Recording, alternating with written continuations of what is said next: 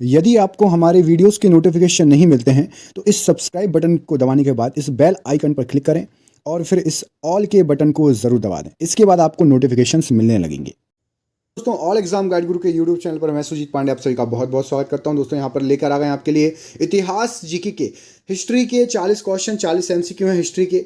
40 MCQ में से इतिहास के करीब करीब आप लोगों को 30 का टारगेट दे रहे हैं। 30 प्रश्न सही करके दिखाइए। ठीक है, स्टार्ट करते हैं वीडियो को। यदि आप चैनल पर नए हैं, चैनल को सब्सक्राइब कर लेना और प्लीज़ वीडियो को अभी से लाइक कर दीजिए, बाद में आप लोग भूल जाते हैं। बहुत ही अच्छे क्वेश्चन है, तो कोशिश करिए पूरा क्वेश्चन देखने के लिए। पिछले 30 साल से ये बार बार क्वेश्चन आ रहे हैं और साथ ही साथ आगे आने वाले एग्जाम में आपको 100% मिल सकते हैं। कोई भी एग्जाम की तैयारी कर रहे हो, कुछ लोग ने एसएससी जीडी भरा है, ग्रुप डी भरा है, किसी भी एग्जाम की तैयारी कर रहे हो, ये क्वेश्चन आपको मिल सकते हैं। इसलिए शिद्दत से पढ़िएगा यदि आपको जॉब चाहिए, जॉब प्यारी है तो। स्टार्ट करते हैं वीडियो को। पहला क्वेश्चन देखिए, भारत का बादशाह उस समय कौन था जब ब्रिटेन की ईस्ट इंडिया कंपनी की स्थापना हुई थी? तो उस समय भारत का जो बादशाह था वो था Akbar. Option number C, Akbar बिल्कुल सही आंसर हो जाएगा। कमेंट करके बताइए, ईस्ट इंडिया कंपनी की स्थापना किस वर्ष हुई थी? ईस्ट इंडिया कंपनी की स्थापना किस वर्ष हुई थी? कमेंट करके बताइए। अगला क्वेश्चन देखिए, ये रहा आपकी स्क्रीन पर। इसमें पूछा गया, किस समाजवादी नेता ने जेल से भागकर भारत छोड़ो आंदोलन में हिस्सा लिया था? तो वो नेता थे, उनका नाम था राम मनोहर लोहिया जी। ऑप्शन नंबर यहाँ पर ए बिल्कुल सही आंसर हो जाएगा, राम मनोहर लोहिया जी। ये जेल से भागे थे और भारत छोड़ो आंदोलन में इन्होंने हिस्सा दिया था। अगला क्वेश्चन देखिए, ये रहा आपकी स्क्रीन पर। इसमें आपसे पूछा गया, निम्न में से किस गवर्नर जनरल को भारतीय प्रेस का मुक्तिदाता कहा जाता है? तो भारतीय प्रेस का मुक्तिदाता कहा जाता है सर चार्ल्स मेटकॉफ को। ऑप्शन नंबर यहाँ पर बी बिल्कुल सही आंसर हो जाएगा इस क्वेश्चन के लिए। क्वेश्चन नंबर 4 देख लेते हैं, ये रहा आपकी स्क्रीन पर। ढाका में स्थित एहसान मंजिल पैलेस किस कारण से प्रसिद्ध है?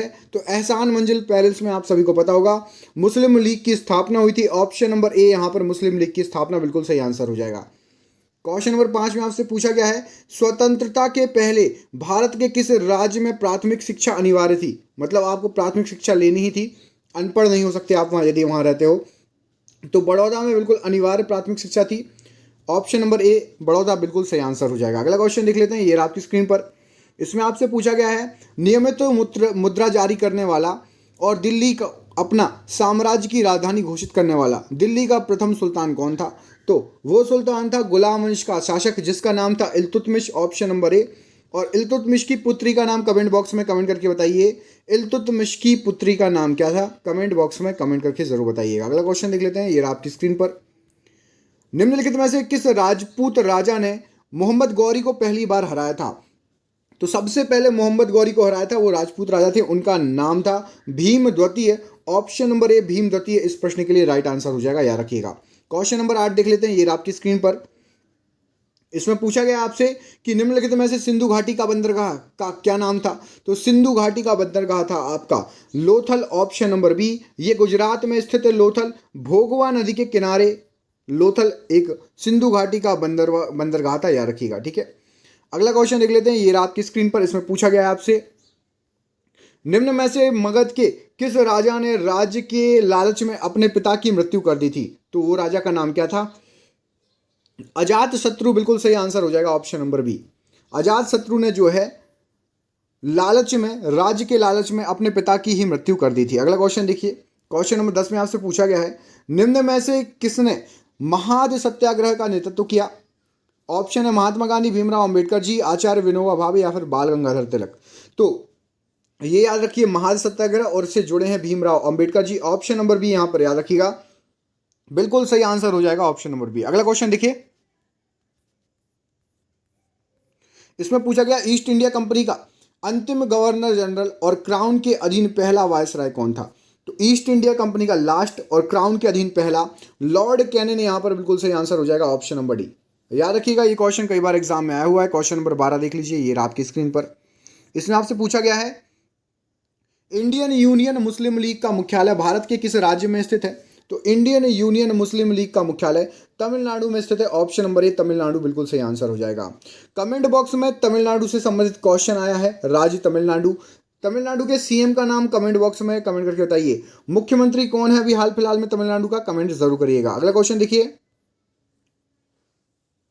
गीत जनगण मन को भारत का राष्ट्रगान के रूप में किस वर्ष स्वीकृत किया गया?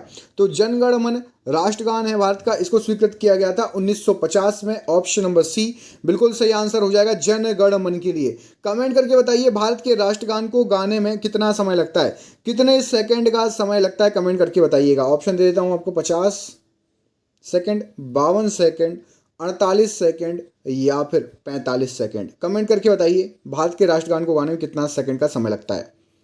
अगले प्रश्न में आपसे पूछा गया है, ऑल इंडिया मुस्लिम लीग ने 23 मार्च 1940 को किस स्थान पर पाकिस्तान का प्रस्ताव रखा था? तो वो अधिवेशन था आपका लाहौर के पास, लाहौर में उन्होंने मुस्लिम लीग का अधिवेशन हुआ था। 23 मार्च 1940 को उन्होंने पाकिस्तान का प्रस्ताव लाहौर में लिखा था।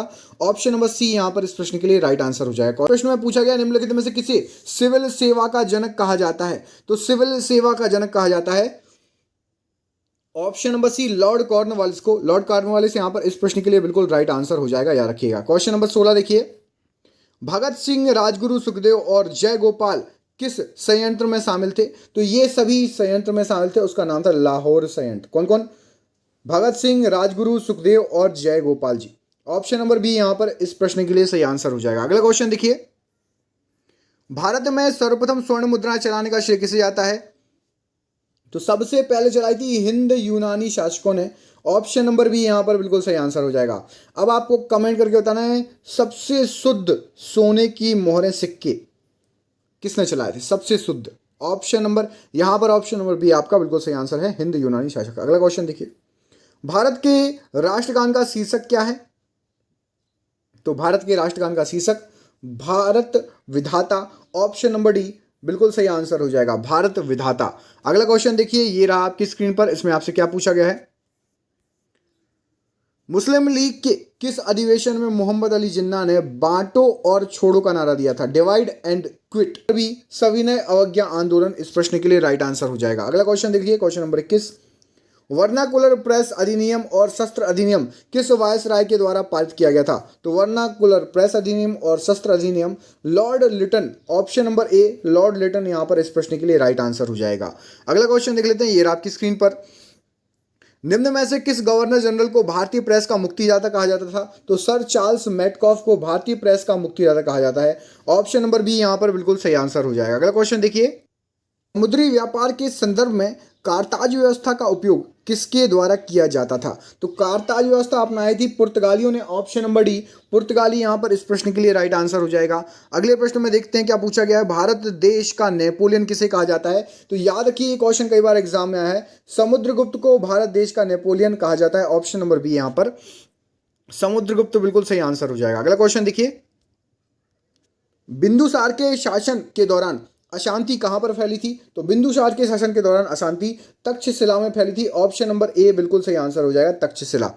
अगले प्रश्न में आपसे पूछा गया है, भारत सरकार अधिनियम 1935 ईस्वी के आधार पर भारत में प्रांतीय चुनाव कब संपन्न हुए थे? तो भारत में प्रांतीय चुनाव कराए गए थे 1937 ईस्वी में, आजादी के पहले। ऑप्शन नंबर सी 1937 ईस्वी बिल्कुल सही आंसर हो जाएगा। अगला क्वेश्चन देखिए, भारत सरकार अधिनियम 1919 को किस रूप में जाना जाता है? तो भारत सरकार अधिनियम 1919 को जाना जाता है मॉन्टेग्यू चेम्सफोर्ड सुधार। ऑप्शन नंबर सी यहां पर इस प्रश्न के लिए बिल्कुल राइट आंसर हो जाएगा। क्वेश्चन नंबर 28 देखिए, ये रहा आपकी स्क्रीन पर, अंग्रेजों का सर्वाधिक विरोध किसने किया था? तो अंग्रेजों का सबसे ज्यादा विरोध जो किया था वो किया था मराठाओं ने। ऑप्शन नंबर बी यहां पर मराठा बिल्कुल सही आंसर हो जाएगा। क्वेश्चन नंबर 29 देखिए, इसमें आपसे पूछा गया भारत की कोकिला किसे कहा जाता है? तो भारत की कोकिला सरोजिनी नायडू, भारत की कोकिला। ऑप्शन नंबर ए यहां पर इस प्रश्न के लिए राइट आंसर हो जाएगा।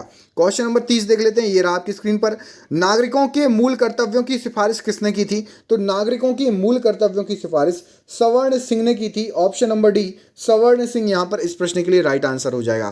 क्वेश्चन नंबर देखते हैं 31, ये रहा आपकी स्क्रीन पर, इसमें पूछा गया है, निम्न में से किसने तीनों गोलमेज सम्मेलनों में भाग लिया है? तो बी आर अंबेडकर जी द्वारा तीनों गोलमेज सम्मेलनों में भाग लिया गया है। ऑप्शन नंबर सी बिल्कुल सही आंसर हो जाएगा। अगला क्वेश्चन देखिए, निम्न में से महात्मा गांधी जी को सर्वप्रथम राष्ट्रपिता किसने कहा था? तो राष्ट्रपिता कहा था सुभाष चंद्र बोस जी ने। ऑप्शन नंबर ए, इनके द्वारा महात्मा गांधी जी को राष्ट्रपिता कहा गया था। क्वेश्चन नंबर 33 देख लीजिए, ये आपकी स्क्रीन पर, इसमें आपसे पूछा गया है, निम्न में से गदर पार्टी के प्रमुख नेता कौन थे? तो गदर पार्टी के प्रमुख नेता लाला हरदयाल जी थे। ऑप्शन नंबर डी लाला हरदयाल जी बिल्कुल सही आंसर हो जाएगा। क्वेश्चन नंबर 34, बंगाल की अंतिम स्वतंत्र नवाब किसे माना जाता है? तो सबसे लास्ट स्वतंत्र नवाब सिराजुद्दौला को माना जाता है। ऑप्शन नंबर ए सिराजुद्दौला बिल्कुल सही आंसर हो जाएगा। क्वेश्चन नंबर 35 देखिए 35, मानवता के लिए एक धर्म एक जाति और एक ईश्वर का सिद्धांत किसने दिया था? एक धर्म एक जाति एक ईश्वर का सिद्धांत श्री नारायण गुरु जी ने दिया था। ऑप्शन नंबर सी यहां पर इस प्रश्न के लिए राइट आंसर हो जाएगा। क्वेश्चन नंबर देखते हैं 36, ये रहा आपकी स्क्रीन पर। इसमें पूछा गया साल 1916 में होम रूल आंदोलन किसने शुरू किया था? तो आप सभी ने आंसर देख ही लिया होगा, एनी बेसेंट। यहाँ पर option number D Annie Besant home rule आंदोलन को शुरुआत इन्होंने की थी। क्वेश्चन नंबर 37 37, ये रहा आपकी स्क्रीन पर। निम्नलिखित में से भारतीय शिक्षा का मैग्ना कार्टा किसे कहा जाता है? तो भारतीय शिक्षा का मैग्ना कार्टा, यहाँ पर जो ऑप्शंस दिए गए हैं, Wood's despatch. Option number A यहाँ पर इस प्रश्न के लिए राइट आंसर हो जाएगा, भारतीय शिक्षा का Magna carta. Question number 38, France की पहली अभिनेत्री कौन है जिसने सर्वश्रेष्ठ अभिनय के लिए ऑस्कर जीता? तो सबसे पहली अभिनेत्री, उसका नाम है आपका मैरियन कॉर्डिलार्ड। ऑप्शन नंबर बी, इन्होंने सबसे पहले अपना जो है ऑस्कर अवार्ड जीता था। अगला क्वेश्चन देखिए, क्वेश्चन नंबर 39, विश्व का सबसे पुराना मंदिर कौन सा है? तो विश्व का सबसे पुराना मंदिर जो है आपका मुंडेश्वरी देवी मंदिर बिहार का। ऑप्शन नंबर बी, ये विश्व का सबसे पुराना मंदिर है जो ऑप्शंस दिए गए हैं उसके अनुसार। और ये रहा आपका आज का आखिरी क्वेश्चन। इसमें आपसे पूछा गया है भारत में किसे अर्थशास्त्र के लिए नोबेल पुरस्कार मिला है? तो भारत में अमर्त्य सेन को अर्थशास्त्र के लिए नोबेल पुरस्कार मिला है। Option number D Amartya Sen बिल्कुल सही आंसर हो जाएगा। और आज का आपका सरप्राइज क्वेश्चन है, आपको जो कमेंट करके बताना है, ये लीजिए। निम्नलिखित में से आनंद मठ के लेखक कौन है? रविन्द्रनाथ टैगोर, बंकिम चंद्र चटर्जी, सरोजिनी नायडू या फिर अरविंद घोष? आनंद मठ के लेखक कौन है? कमेंट करके अपना आंसर जरूर बताएं। चैनल पर पहली बार आए तो चैनल पर 4000 से अधिक वीडियो हैं, जाके एक बार चेकआउट जरूर करें, आपको कहीं ना कहीं प्रॉफिट होगा। साइंस के, जीके के, करंट अफेयर्स के सभी के आपको वीडियो मिल जाएंगे। आप सभी का बहुत बहुत धन्यवाद दोस्तों, आपका दिन शुभ हो। बहुत बहुत धन्यवाद।